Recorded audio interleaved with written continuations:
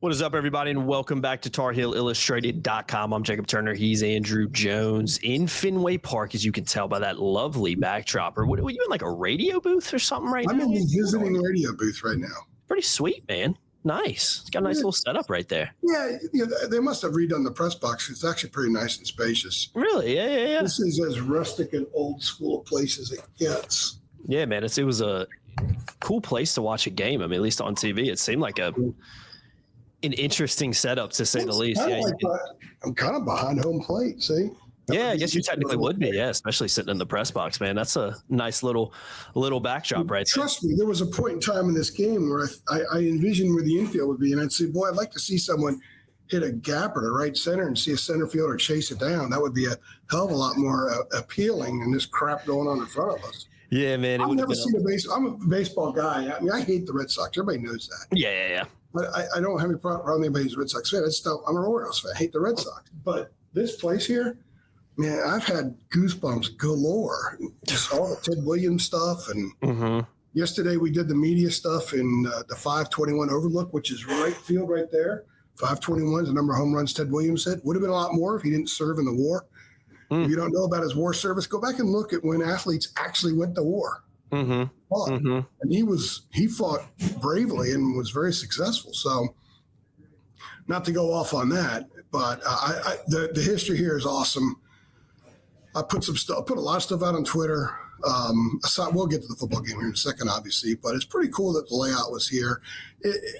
Should they play a lot of games here? Well, the Patriots used to play here before they built the stadium in Foxborough, so it's not like the last few years of the bowl is a new thing here. It just doesn't look ideal. And we were in the end zone, and there was no press box announcer, so we kind of had to help each other out and pray that Stat Broadcast wouldn't get stuck like it does sometimes. So it was a bowl game. We kind of had to be resourceful to get the job done. And quite frankly, the Tar Heels made it easy for us by sucking and getting their rear ends kicked, because I got to start working on post-game stuff. And the game wasn't intense where you needed to know every movement that was made. So after a while, it's just a matter of, well, how much will UConn score? Will they do a name the score thing? So overall, I think that made it a little bit easier given the obstacles inside the press box. Yeah, no doubt about it. Before we dive into the game real quick, I just want to let everybody know, we've mentioned this on podcasts. We are looking for sponsors, actively looking for sponsors. Head on over. If you're interested, if you're a Carolina fan who owns a business, know somebody who owns a business who's a Carolina fan, or if you're not a Carolina fan and for some reason you're watching this and you want to, us to potentially promote your business on TarHeelIllustrated.com, get in contact with us, man. You can do it on Twitter is the easiest way to just send us a DM. You can get in contact over there. Or over email. We have email thimedia@yahoosports.com, or excuse me, at Yahoo. I'm Yahoo Sports. I'm so used to our network. thimedia@yahoo.com. I'll be the one that responds to you there. So get in contact with us. But we're looking, like I said, actively looking for sponsors. When you partner with us too, you're going to get insider access that a lot of people aren't going to get. That's one perk of partnering with us. So we'd love to hear from absolutely anybody and everybody that may be interested and see if we can work something out. So get in contact with us via those two ways. I'll try to put a link in the description if I can remember for that email in particular. I need to start doing that so it's a little bit easier for people to get in contact with us. But yeah, guys, we are actively looking, and we'd love to join forces with anybody and everybody potentially. So get in contact with us. But AJ, we've got a football game to talk about. You mentioned Stat Broadcast, and I think that's a perfect place to start. And just to preface this show, this is not going to be your typical three things. We actually run through three things. We're just going to talk about this game. Heck, this might be a record fast three things as well, because that was a ugly football game to say the least, in particular for Carolina on offense. And I want to go back to what you said about Stat Broadcast, AJ, because there was a point early in the second quarter where I'm going to try to remember it. It was Carolina had 13 passing yards,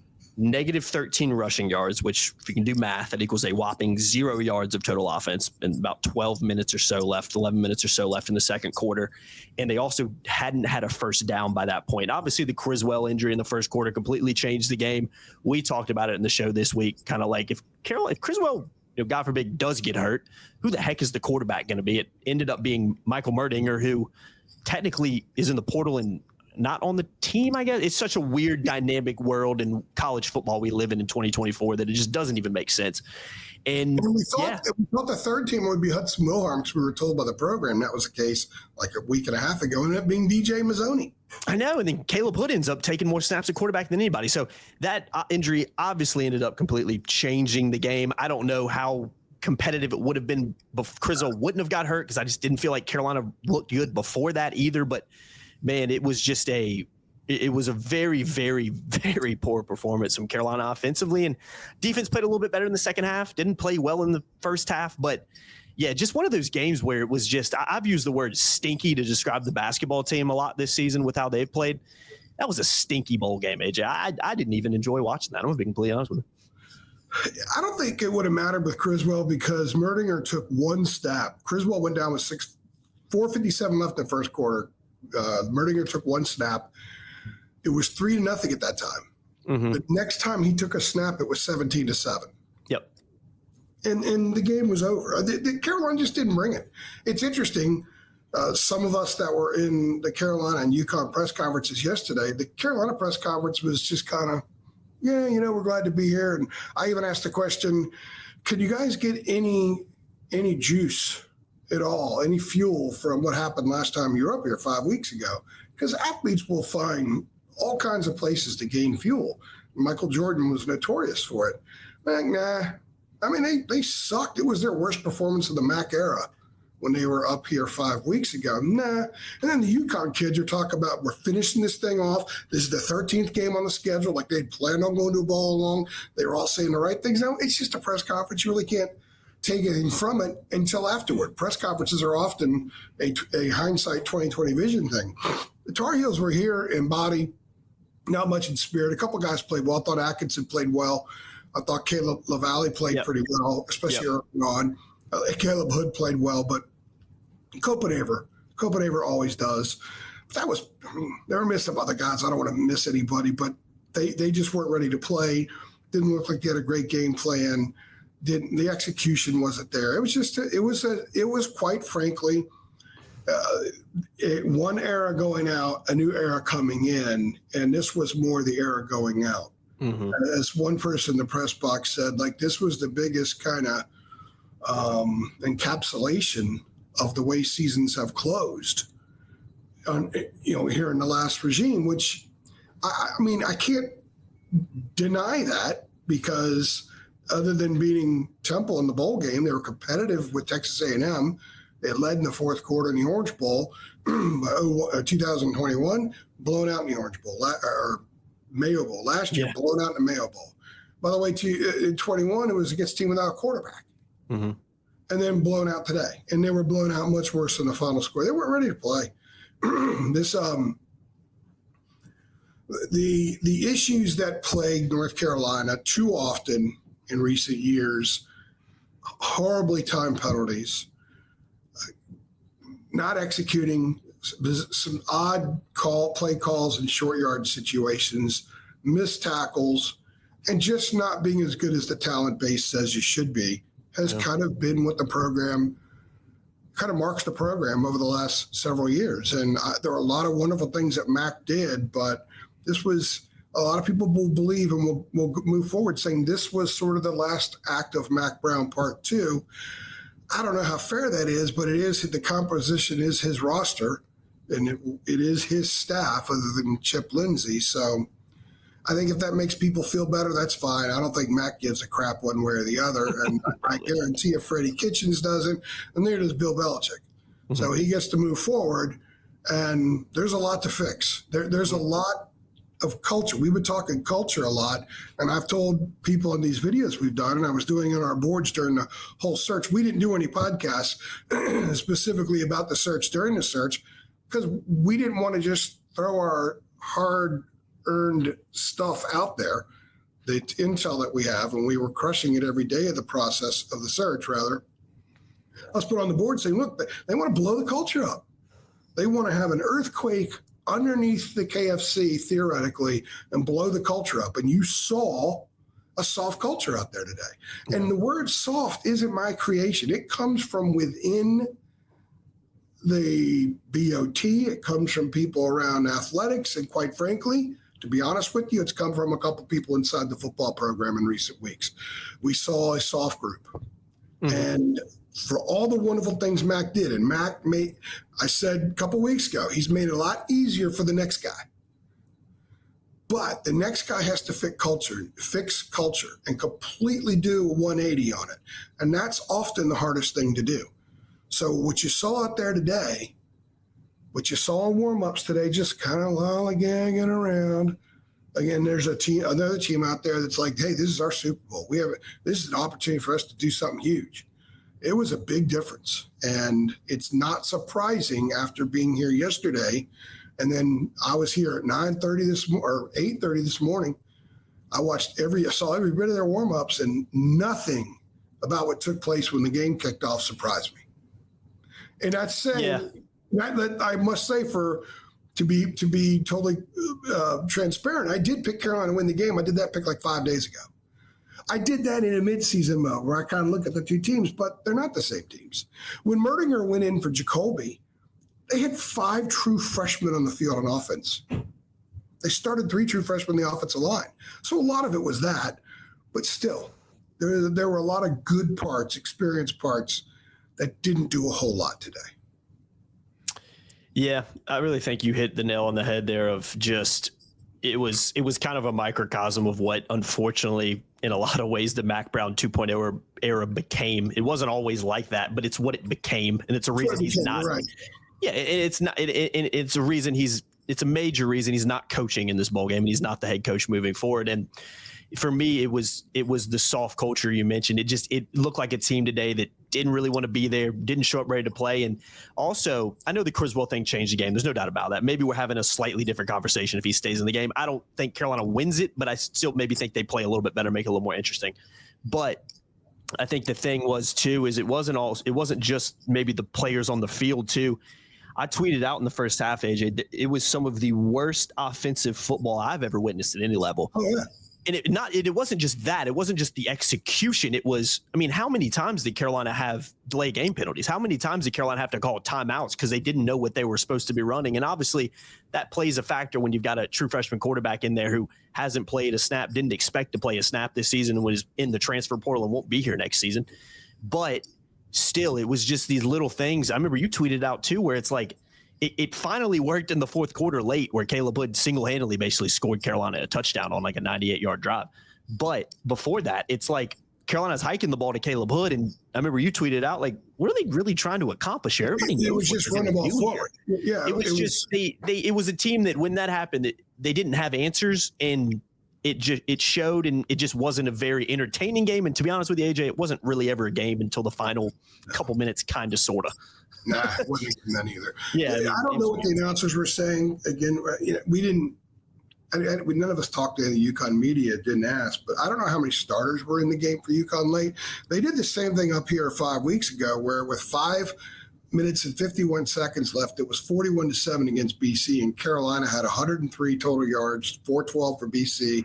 Carolina was 0 for 10 on third down at the time. By the way, they went 0 for 9 today. Mm-hmm. So at that point, BC put in a bunch of second and third teamers. And then Carolina kept it started on offense. And then afterward, Max said they won, get Jacoby some confidence for the NC State games. They scored 2 late touchdowns. In this game, they went into the fourth quarter with 67 yards and 2 first downs. Their first 5 possessions had 3 snaps, 3 offensive plays. 7 of their first 8 were 3 offensive plays. And the one that wasn't was 5 offensive plays. It ended in an interception. Mm-hmm. It wasn't until the 9th series when they went 96 yards. And I think I saw some starters out there, but I don't know the UConn team that well to just look on the field and know what's what out there. So I would have to ask someone who knows their program very, very well. But they certainly didn't have the same juice they had earlier because Carolina was able to move the ball. And I just thought that was all way too much too late. Didn't mean a whole lot. I didn't track a whole lot of it. And how it happened, I just kind of have a graph. That's it. The game was determined before halftime. The game was determined before the Tar Heels took the field. It may have been determined before the plane took off last week. I don't know. They were considering not playing in a bowl game a month ago. And they took it to a vote, and one of the things that they were, when I say they, like the people who were part of the decision-making process, I'm just giving them the umbrella of they. I was told before they decided they would accept the bowl bid, I was told that depending if they could have enough quarterbacks and running backs. Well, at the time, Connor Harrell was supposed to play. When we did our show Tuesday, I thought Harrell was still going to play because I was told last week he was still planning on playing, even though he took visits elsewhere. He was at Eastern Michigan, I think, Monday. So then Connor decided not to play, but nothing came out. It's been really weird getting information the last few weeks because previously the program would put a lot of stuff out. When a guy would get hired, there would be a release about the guy being hired. Now we're just having to kick through 9 different back doors to try to find out what's going on. So Connor decided he wasn't going to play. That meant Merdinger was the backup, and he went in the portal 2 days ago. And so when they're warming up, you've got one scholarship center, Austin Blasky, snapping to Jacoby, and then you have Bo Burks, walk on, but he's got a couple of snaps in his career, snapping to Merdinger, who'd never been in a game. And then you've got a guy named Zach Gluckman snapping to DJ Mazzoni. Welcome. That's it. And then your running backs are Goss, Caleb Hood, who just came from out of the portal, and Darwin Barlow. That's what you had. I think Charleston Fringe was available. But I think in hindsight, maybe they wouldn't have done it. Who knows? I think the positive moving forward and why Belichick's glad they did it was because he got a chance to, from a distance but sort of up close, get a little bit better gauge on some of these kids. If you're playing in a meaningless game and all this stuff is going around, you could really get a gauge on how focused some of these kids were, how much some of these kids love football, how much some of these kids will play for extreme pride of their school and themselves and their staff. I'm not going to say some of them didn't. I'll say that I know some of them did, but Belichick probably learned some character stuff over the last 3 weeks, 3 weeks, I guess it is, from this group, that's the value moving forward. And having played and gone out there and practiced and guys showing up at the right time for meetings and everything else. Any of the slackers, who knows, that may test them pretty hard in the spring and move them out in the spring portal. Who knows? You're going to see more nudging out of the program under the current regime than the previous one. The previous one didn't like doing that, and they would try to find a kid at school. I'm not going to say the current regime doesn't care because I don't know the current regime, the new regime, well enough to say that. But I do know it well enough that from the people I've talked to that are kind of in that sphere, if you will, that space, it's going to be, performer, you're gone. And that's what it should be. That's what Alabama is. That's what Ohio State is. That's what a lot of Carolina fans want. That's what the many sources I talked to, people of significant influence, wanted a wholesale change in football. What happened out there today and the way they went about it, they don't want that. They want something different. And for people saying, fire Freddie Kitchens, and Freddie was just keeping this thing together the last month, and I bet you his job was much, much more challenging than we realized. He wasn't just, in a basketball sense, rolling the ball out and letting them play. And I asked him today, and kind of could tell yesterday, even after the press conference, he's had a hard job. He's one of the holdovers for sure. He'll be on the new staff. But that was not an easy job. So the cord has been cut. Adam Smith will love the fact that I just said that. The cord has been cut to the Mac era. It's over, and everybody moves forward. But there's a lot of mending. There's, whenever something happens, a lot of people, something happens in their life, they feel like they need to go to some counseling and stuff just to kind of work through it, right? Well, the whole program needs some of that right now. And they're going to get it from a guy who's going to give no BS. And that's the good thing for UNC football moving forward. Yeah, that's what it takes to change a culture that right now is, I don't want to say it at all-time low because we've seen some really bad football teams in North Carolina before, but definitely the lowest it's been in a while. So, yeah, man, it was unfortunately from a Carolina fan perspective, you're watching this unfortunate end. It was a boring game. It wasn't a very entertaining game. It was a game in which Carolina didn't perform very well on either side of the ball and were absolutely horrendous on offense for big parts of it. But I guess the good news is, and we'll do a separate drop that'll either come out on Monday or Tuesday, kind of looking ahead a little bit. But I guess let me cut in real fast. Yeah. Go ahead. I'm about to end it anyway. I want to be fair to Mac. It was worse at the end of Larry. They had 5 wins in 2 years. 2 of them were over FCS teams. 1 was over Old Dominion when they were transitional to FBS, and then 2 over Pitt. Yeah. And they get to a fight in the end zone at the end of overtime, and they lose at home to NC State. And Larry's fired, 5 hours later, whatever it was. Mm-hmm.